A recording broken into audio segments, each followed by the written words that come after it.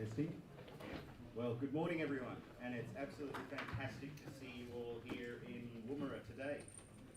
Firstly, I would like to introduce Kukata Elder Glenn Wigfield to begin this event with a welcome to country.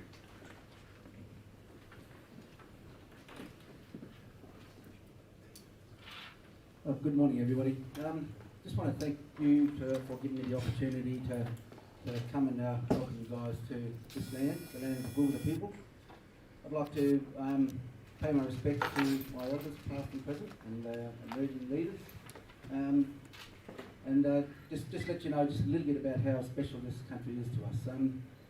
This land was, 2014 was recognised by the federal government in South Australia that it's Gulga. We went through a lengthy process to determine this land, and since then we've been working in conjunction with the Defence Force and other stakeholders and stuff. So it's a privilege to come up and be a part of these events. And and I'd just like to say welcome to our country, the land of Gulga people, and the Japanese people that are here. We welcome you here to this land, and we hope that the capsule that comes down today or on Sunday, that we hope for a safe landing on our country. And if you need a hand for us to come and help you look, please call and come out and also help you guys as well. So, welcome to this land of Gulga people.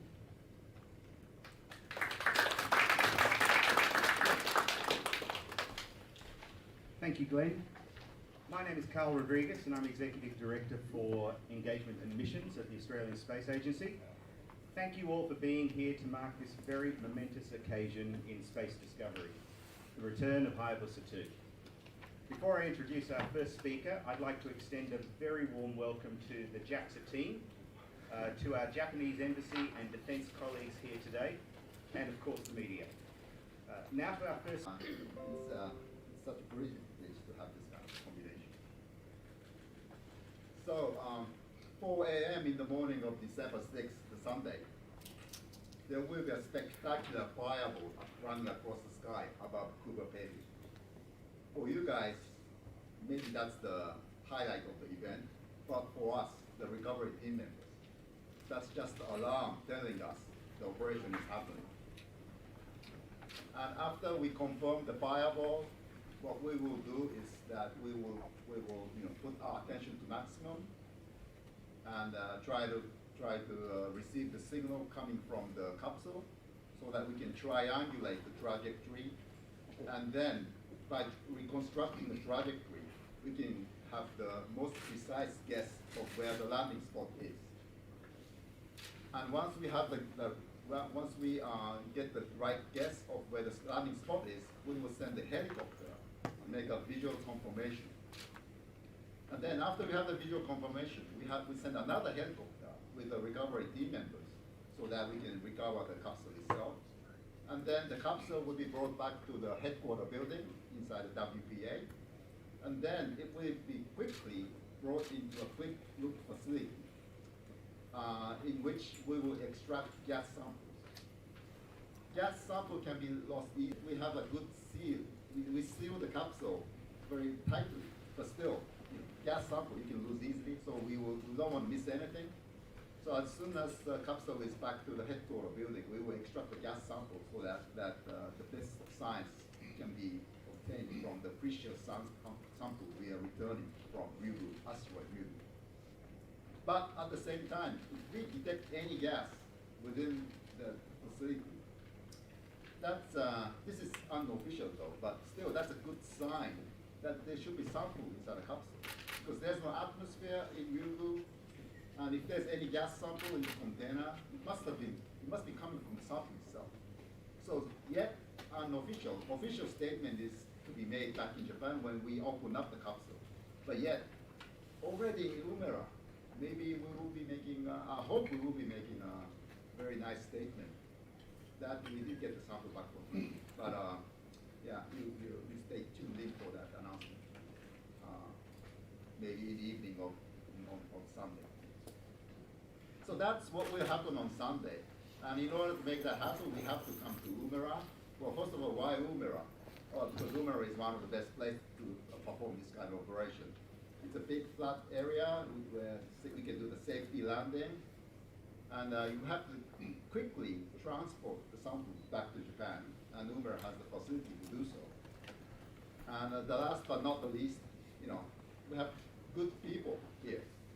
We have people who share the same values as us, and true understanding of what we are doing by the people that we work with, among the Australians that we work together to prepare the recovery operation. So I think that this is really a challenge, right choice.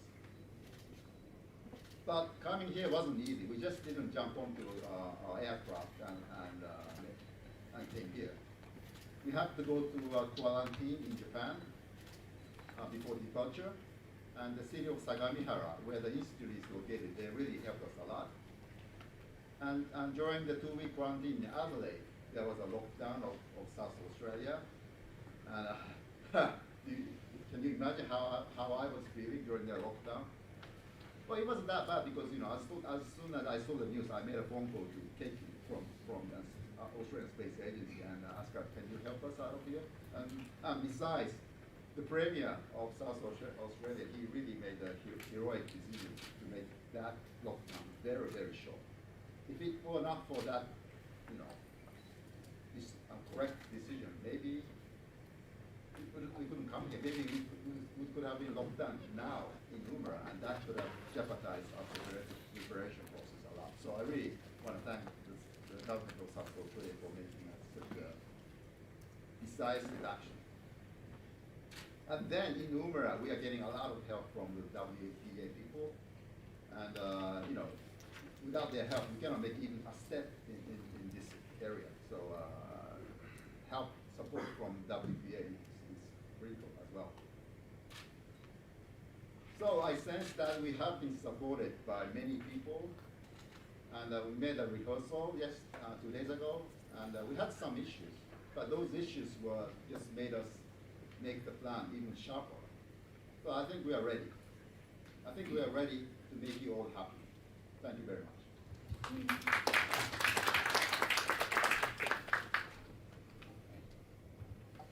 Thank you, Dr. Fujimoto, and Masaki from the Australian Space Agency and all of us here a very warm happy birthday. I'd now like to welcome Councillor Ishiro Takahashi from the Embassy of Japan in Australia, who will provide some remarks on behalf of the Ambassador of Japan to Australia. Councillor Takahashi.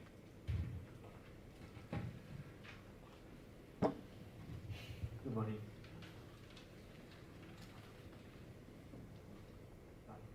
Professor Elder, Mr. Graham Winfield, Head of the Space Agency, Dr. Amir Black, Senior Principal Scientist, Department of Defense, Dr. Mick Stacy, Wing Commander, Jeremy Perkin, Deputy Director General of Jaxa Institute of Space and Astronautical Science, Dr. Masaki Kimoto, Australian government officials, Jaxa staff, ladies and gentlemen. Before I begin, I'd like to thank Mr. Winfield for his welcome to country and pay my request to respect the traditional custodian of the land that together. I'm speaking to you on behalf of Ambassador Takahashi, who has only just come out of quarantine today after his return from supporting Prime Minister Morrison's visit to Japan. Though he was unfortunately unable to attend, he wanted me to extend his best wishes to you all for a successful capsule recovery mission. Actually, this is not my first time in Uber. Just over a year ago, I made a speech at a rehearsal of the capsule recovery. Since that time, we have witnessed a series of unprecedented events which have challenged us all in many ways, including the black summer bushfire, the spread of COVID-19, and most recently, the lockdown Adelaide. I'm extremely pleased that we have been able to overcome all of these challenges and I'm able to meet with you all again here. And of course, I'm happy to see some emu and kangaroos here. I'd like to take this opportunity to express the sincere gratitude of Japanese government towards the Australian Space Agency and the Department of Defense for the daily support that have been provided to Japan for the Hayabusa 2 project, as well as the government of South Australia. In particular, we are very grateful for the enormous efforts from all those involved in helping to ensure that Jaxa staff could enter Australia. To the Jaxa staff, I'd like to say how in awe I am with the way you have proactively been preparing for the successful return of the capsule, despite the difficult circumstances you encountered, such as the need to help the number of staff on the ground and to undergo quarantine.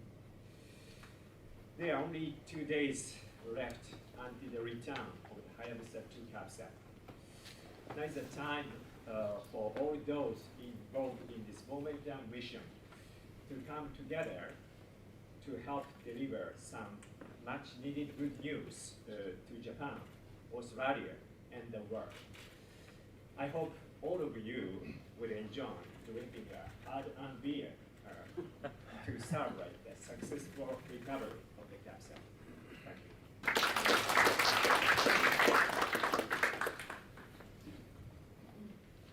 Thank you, Councillor Takahashi, and I'm sure we'll all be enjoying that well-earned beer very shortly. I would now like to welcome the head of the Australian Space Agency, Dr. Megan Clark, who will discuss the agency's purpose and our association with Jaxa. Megan?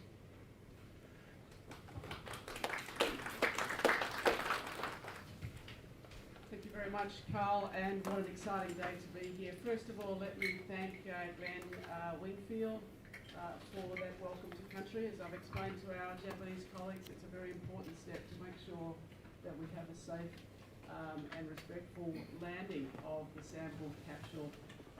I also wanted to welcome and wish happy birthday to my colleague Fujimoto-san. It is wonderful to have you and your team here. We have been truly honoured to be able to support this mission and to support the team, particularly with the coordination across the Australian government agencies as well. I want to pay my respects to the traditional owners, the Gurukha people, and also acknowledge their long history connected with space, over 65,000 years, really as some of the first astronomers in the world, and certainly the first astronomers in Australia. So it is an honour to be here, and we acknowledge their traditions and their culture, and also honour their leaders, past, present, and emerging. It is truly an honour for our team to be able to support this mission, and international partnerships are really such a key to Australia building its reputation and building trust in the international community.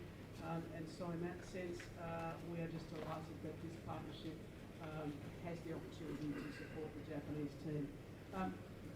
Fujimoto-san, I know that we've been talking about having a beer after the capsule lands, but actually I think some of your team won't be able to breathe until Sunday. So we look forward to them having a very, very successful landing.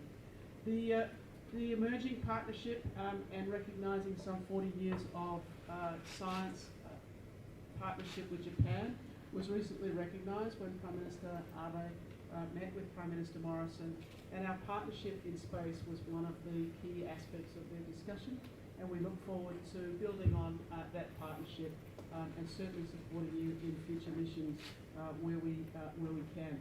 I want a huge thank you to my team, the Australian Space Agency team, for all of the hard work that they have been doing now over a very long time, well over really a few years, and the support that they have given to your team and the tireless efforts that they've undertaken to coordinate, particularly in a time when we needed to make sure that this visit was COVID safe as well.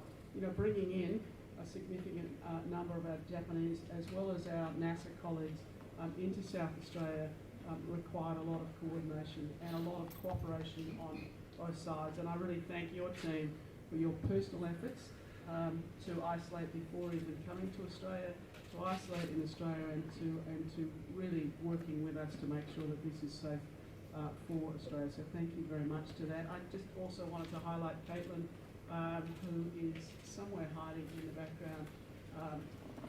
Caitlin, thank you very much.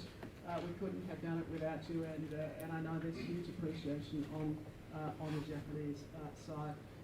Fujimoto-san, I certainly want to see that this partnership grows. We are already working with the Japanese Space Agency on the Kibo Robotic Challenge and involving our schools around Australia in taking seeds into space and then having them grow here back in Australia in the classroom. So we're already working and collaborating with you. It is wonderful to collaborate on this mission. We look forward to supporting you in future missions and bringing the very best that Australia can to support Japan. Thank you very much. Thanks, Megan. And now for our final speaker from the Defence Australia's Defence Science and Technology, who is Senior Principal Scientist for Space. Nick? Thanks, Carl. Good morning, everyone, and distinguished guests. We respectfully acknowledge the traditional custodians of the lands upon which Defence operates, the War prohibited area, and pay our respects to their elders, past, present, and emerging. We also acknowledge the services of Aboriginal and Torres Strait Islander men and women of Australia and its national interests. It is fantastic to be here today to mark the culmination of 3 years of collaboration and planning. Australia is committed to a broad, deep and growing strategic partnership with Japan. It's based on our shared values and common strategic interests. Australia and Japan are natural partners. One of our priority areas for defence is to deepen and broaden that bilateral cooperation in science and technology. This includes bilateral space cooperation in areas of mutual benefit. The Defence Guidance in the Defence Strategic Update 2020 recognises assured access to space is critical for defence. Warfighting effectiveness, situation awareness, delivery of real-time communications and information. And the government's committed $7 billion over the next decade for defence of space capabilities, which includes enhanced space domain awareness program that involves the tracking of space objects. The Defence is working with the Australian Space Agency to support this landing and the recovery of the Jaxa Hybrid 2 sample return capsule within the WPA. The ASA is a whole-of-government coordination lead for the mission as a regulator under the Space Activity Act. But Defence has provided extensive planning and support for the use of WPA within its framework. This is where Defence balances national security requirements with coexistence framework and currently grants access to WPA for a range of non-defence activities, including mining, resource exploration, pastoral operations, and Aboriginal native title and cultural heritage. So the defence support to the Haibusha sample return capsule recovery fulfills a commitment given by the Australian government several years ago. The Air Force, I'd like to acknowledge them, have provided extensive support for the Haibusha 2 project team in recent years during the planning, the rehearsal for the re-entry, the logistics, as well as access to the WPA for the safe return. Under the Defence's legislative framework, there are going to be short periods of exclusion have been declared for the WPA to uphold safety for the Haibusha 2 return, re-entry and recovery. The Defence Science and Technology Group have worked closely with Jaxa project team to conduct collaborative scientific activities with Jaxa. And we also have a range of partners across industry and academia who are contributing to defence efforts today. I wish to acknowledge and thank those defence personnel, industry, academic partners for their efforts in supporting this recovery mission. I also really wish to thank the Jaxa team. Defence has found it deeply rewarding to collaborate with them and to contribute to this extraordinary, small way to this extraordinary event of what we're doing. So, in summary, Australia is really committed to a broad, deep and growing strategic partnership with Japan, and we look forward to the safe recovery of the highly security couple of countries. Thank you.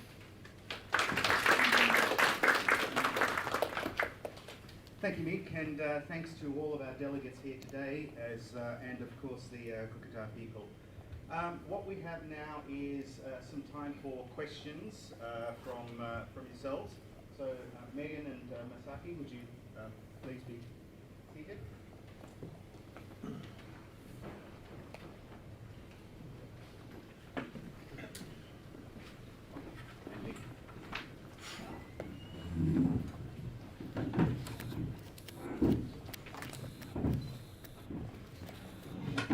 Questions?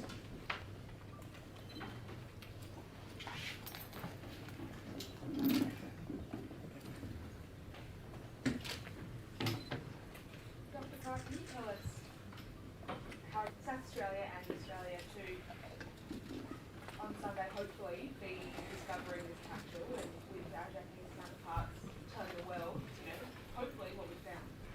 Well, our Japanese colleagues will be certainly in charge of the landing and recovery. So it's very important that that sample, of course, as Fujimoto-san explained, having a quick look at the gases, but then go safely to Japan. I think what's really significant here is this is a long history of Woomera and South Australia in the space activity, and this is really where Australia's connection with space started.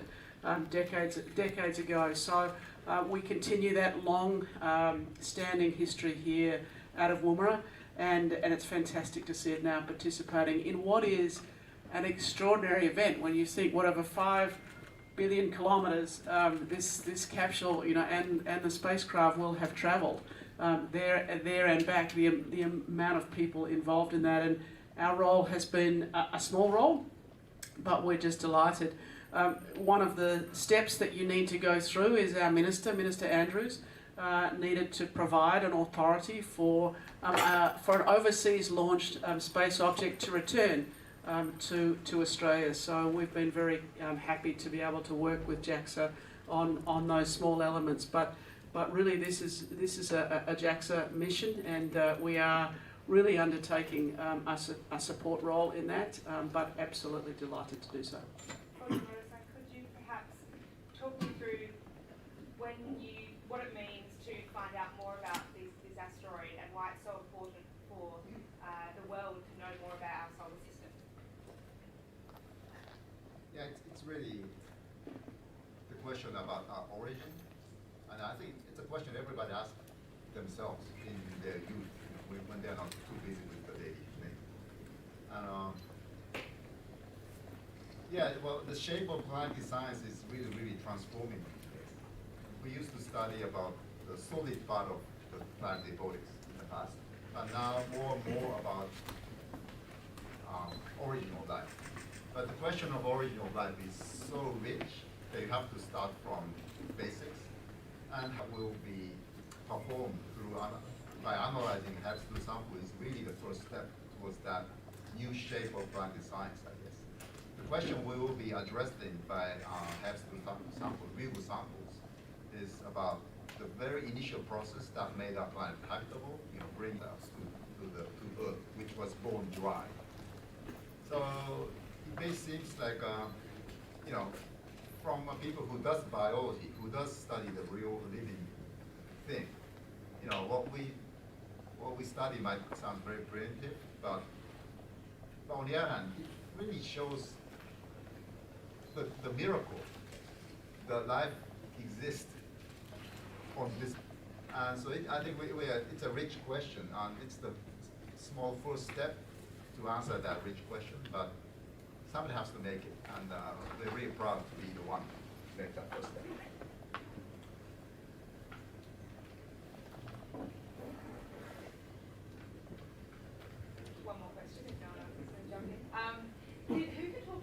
road closure during, as the capsule comes across, part of the Stewart Highway is going to be closed. Is someone able to talk me through that? It's part of operating activities like this safely, that under Defence's legislative framework, they can temporarily close the road for a few hours.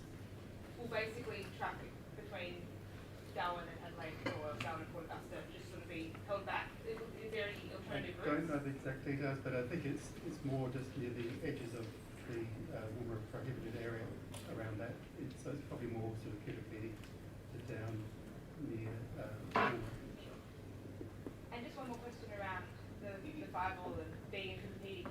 Who will be able to who will be able to see the fireball in what area, and will anyone in Adelaide be able to watch it, or is it only people in this region? And for those people that live in Cooperating, where should they be looking, and what should they be looking for?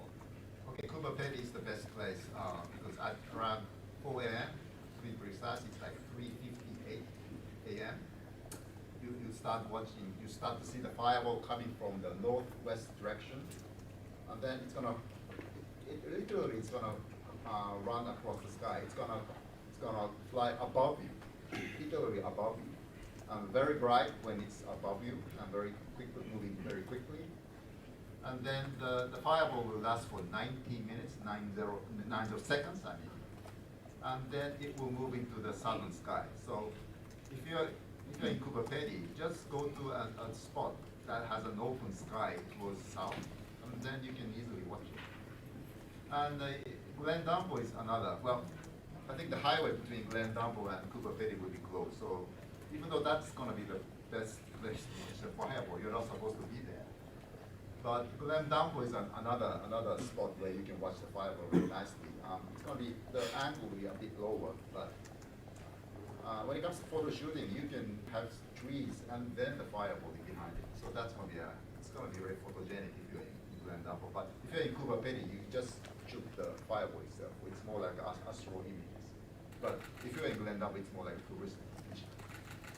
And from here, you can watch it, but it's really slightly above the horizon. So yeah, it's between Glendambo and Glendambo or Cooperating that you should go for night shoot.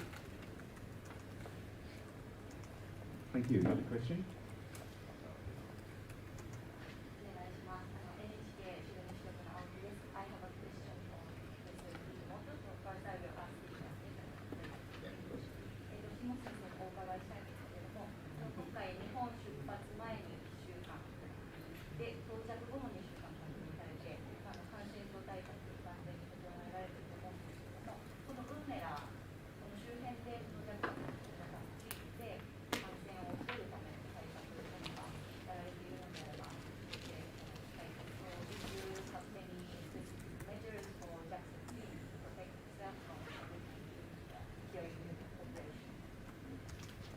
Yes, so before departure, when we are quarantined voluntary quarantined ourselves for 1 week, there was a big support from the city of Sagamihara, the city where that the institute is located. They really offered us the opportunity to do the testing twice, and all of us been tested negative during that 1 week. And when we were in Adelaide, we also had testing twice during that 2 week quarantine. So we've been tested, all of us been tested negatively for 4 times. So we are super clean people, first of all. But yet, I'm not wearing mask now, but the Jaxa rule, we made it a rule among the team members that when you cannot keep the social distances, wear a mask. That's one thing. And we measure our body temperature every morning and report to the team leaders. So, and you know what? It was triggered by COVID-19, the countermeasure against COVID-19. But it's not an easy job here. You know, you have to set up an antenna in the outback under 46 degrees Celsius last Saturday. So some people some started to feel not easy. So it's you know, it was triggered by COVID-19, but after all, what we do is not an easy job, so caring ourselves. And we tell people that you should care about your body condition. I think that has been really successful because there's only one single case that one of the members felt not good for some hours. But other than that, I think all of us are super healthy. So yeah, COVID-19 has been the big hurdle, but at the same time, it really made us pay attention to what we have to pay attention to. Thank you. Yes. Dr. Clark and Fujimoto-san, for this relationship, both space agencies have a lot of international collaborators. Just wondering if there's like one defining characteristic of that you've noticed in the Japanese, and in reverse, Fujimoto-san, something about the Australian Space Agency that you can speak to. And then it's a two-parter. The second part is mainly for Fujimoto-san. I need to know your sleep schedule, and Mick, you too, Dr. Clark, if you haven't been sleeping, I'd love to know. Yeah, thanks very much. Certainly from our side, as I said, international partnerships are pivotal for us. You know, we cannot transform our own space industry and grow the jobs here without the depth of international partnerships. And in our strategy, we absolutely prioritise sort of opening those doors, and we prioritise the relationship with Japan. You know, 40 years of science and technology liaison, we have a wonderful relationship with Japan and a very strategic relationship with Japan. And as I mentioned, you know, right at the Prime Minister Abe's visit, so when he was Prime Minister with Prime Minister Morrison, you know, this is a key part of extending our partnership with Japan. In terms of working with the Japanese, I would say very like-minded. You know, they're just fantastic to deal with, easy to get on, great sense of humour. And of course we love their food, so that's good. So, but you know, we've really enjoyed working with them as a partner. These are good people and fantastic researchers. We also have deep respect for their capacity in robotics, in space science. These are priorities as well for us, and we have a lot to learn from our Japanese partners and the experience that Japan has had, which we're coming to this and we're growing our role in space, and we've got a bit of catch up to do. So partners like Japan, we're deeply grateful to be able to have this partnership. Yeah. So next to HABS2, we have another sample return mission, MMX. It's gonna return sample from Phobos, Mars. And where will it sample return capsule land? Well, my experience this time, I'm really inclined towards having Woo Mera as a landing spot. So that's the concrete and easy item that proves that we're gonna continue to collaborate. But on the other hand, I think MMX is a symbol of how we struggle to survive in the space science community, the global space science community. In space science, NASA dominates, of course, and then you have ESA, European Space Agency, and that Jaxa is getting visible, but we're small, and we're not going to fly a huge mission like NASA or ESA does. So we have to be a challenger. Even though we're getting visible, we have to keep on challenging. We have to stay a challenger, and MMX is a symbol of that, of our attachment.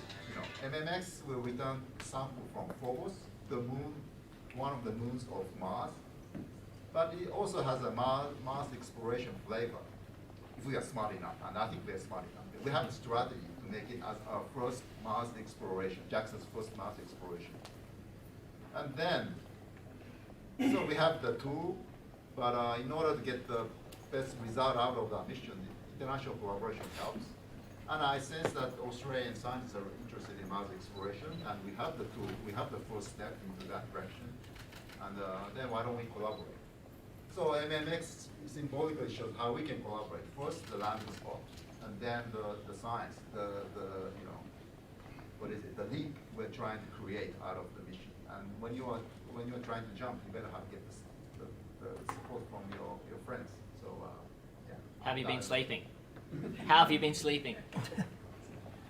Doesn't matter, How you can sleep if you're in my position. It doesn't really matter. And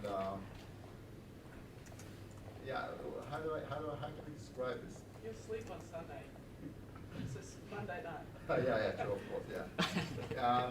So what's going to happen on Sunday? involving Megan. She will come to the headquarters building in WPA at 8 p.m. And she's going to stay awake until 8 a.m. the morning Sunday. So she's going to stay with us for 12 hours in a VIP room next to the control room. And that's amazing. And I thought, well, when the Australian Space Agency came to us and showed me the plan, I was like, oh, is that going to happen? But then I learned that she's a geologist, and a geologist is the toughest scientist they can imagine. So for her, being there and to watch the process closely must be fun. And I hope you will enjoy it. Well, now I'll have to stay awake. I just wanted to acknowledge what you just heard here, which was Fujimoto's very generous suggestion and offer that we support the MMX mission, and I just wanted to acknowledge that, and also say we're absolutely delighted to continue those discussions and to be able to support another mission, and perhaps come back to Woomera. Thank you. Yes. I have a question to Australian this mission is a Japanese mission, and that the capsule might bring to the Earth something that we unknown. And the final moment of this project, it's a very long-term project. We can see the last moment in the Australian here. What is your impression as an Australian people to watch this project, the final moment in this area? I think Australia is hugely proud and seriously excited as well. We, supported the Hayabusa mission. We've had defence, as you heard from Nick, as being such a key support here, and really the lead here in Woomera.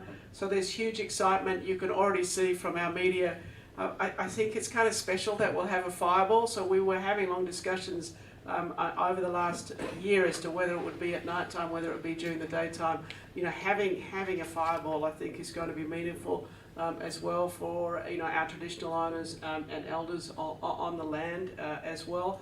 So just you can see already the excitement generating, and people are curious. It's like, well, why is this so important? Which I think Fujimoto-san has explained.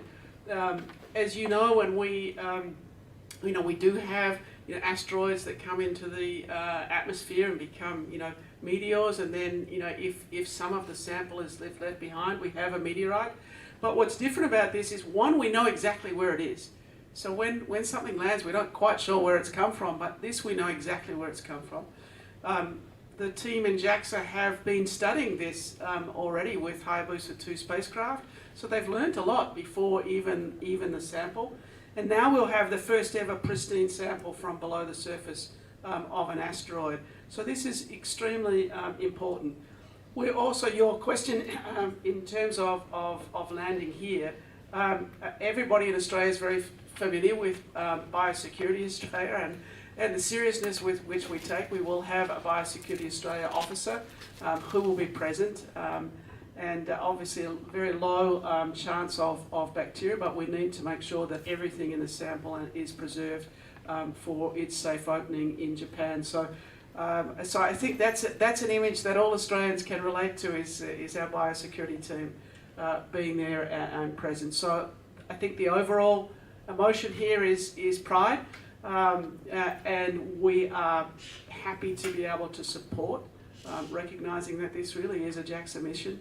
And we're super excited that we are simply part of, returning such a precious sample back to Earth for study.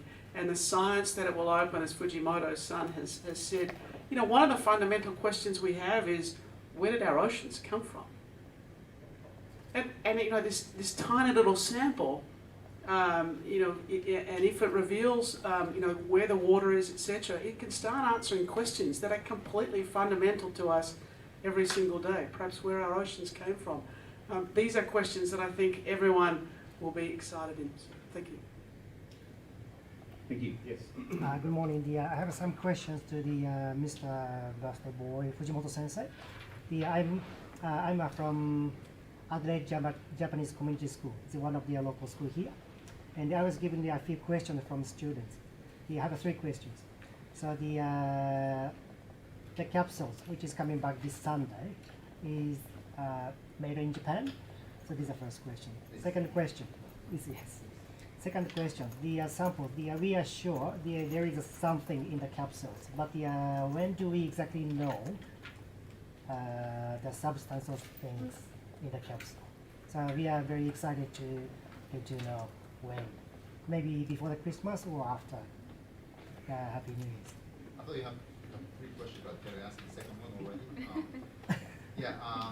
So earliest we will bring it back to Japan around 10th of December, and then once it's in the curation facility, they will open up the capsule, and then confirmation that we got sample back, the official confirmation we got sample back from you will be around mid-December, like before 20th of December. I think that's a timeline.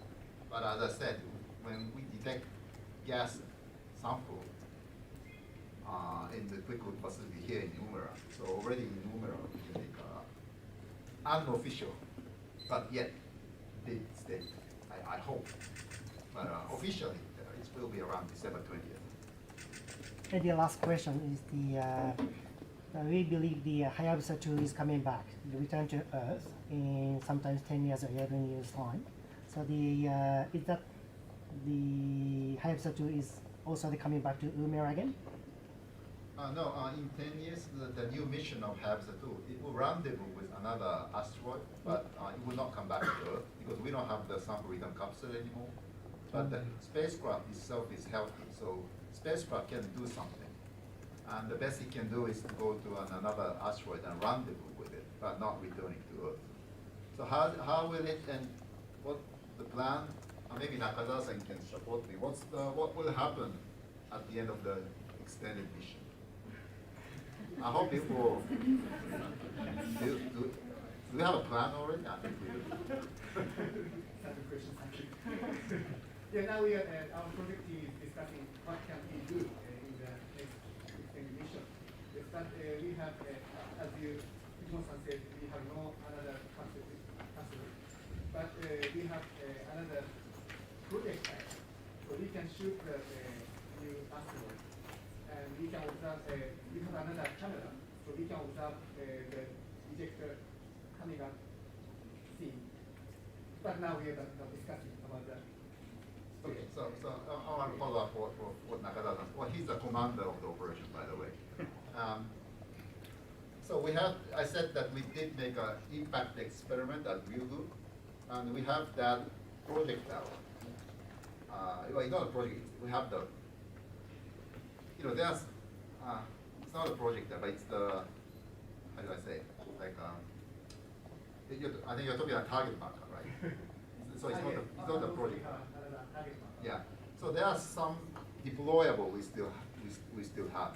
So we can make some experiment, like measuring the gravity field around the small asteroid. So we have the instrument. We don't have the sample return capsule, and we don't have the fuel that enable the spacecraft to come back to Earth. But there are some tools that we can perform some experiments and learn more about that small asteroid. And why do we care about such a small asteroid? That asteroid is the size of like 30 meter-ish. But that matters because if it's a huge asteroid, like if it's an asteroid over the size of 100 meter, we know where they are, we know whether it's going to hit Earth or not, and none of them will hit Earth within the next 10,000 years or something. But when it comes to asteroids that's smaller than 100 meter, there are plenty of them.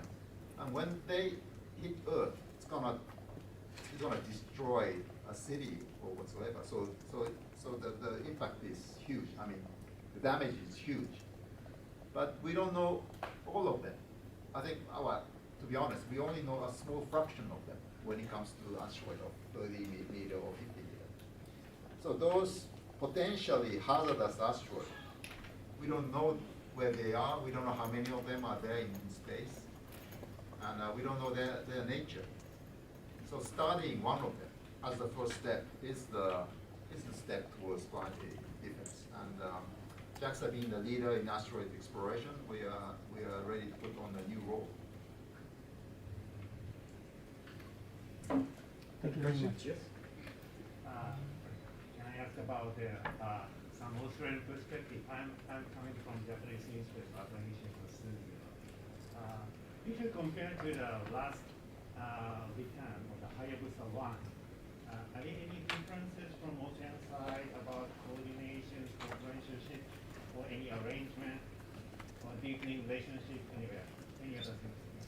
Yeah, I think there's really 4 big differences. First of all, this one was in summer, and the first Hayabusa was in winter, so so the team have already experienced that.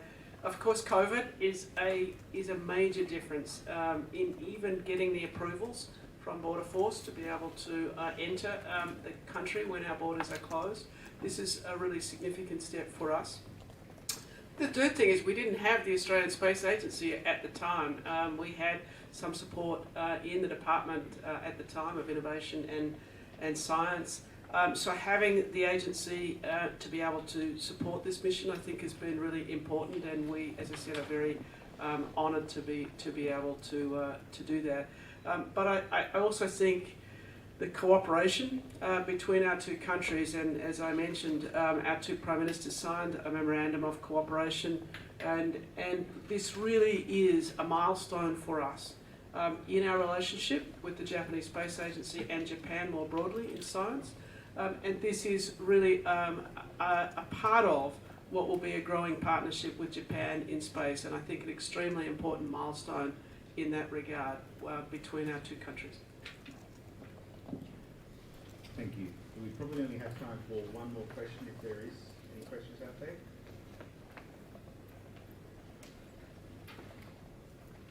No? Well, thank you, Dr. Clark. Thank you, Dr. Fujimoto. And thank you, Dr. Stacey.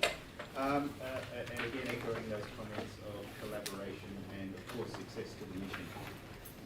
We have now some morning tea and coffee available at the back of the room ahead of today's media program officially commencing. Following morning tea, 2 buses will arrive at 9:45 to take Woomera to the Woomera prohibited area for a tour. The bus will then bring the media back here to Woomera, following the activities taking place, or further activities taking place here in the village. So with that, before I say final thank you, if there are any questions for the bus or the logistics, please see any one of the Australian Space Agency team. I believe there's Caitlin over there, there's Jackie, and Tom is somewhere else over there as well too. So if you have any questions, please ask. With that, thank you everyone, and enjoy the rest of the day. Thank you.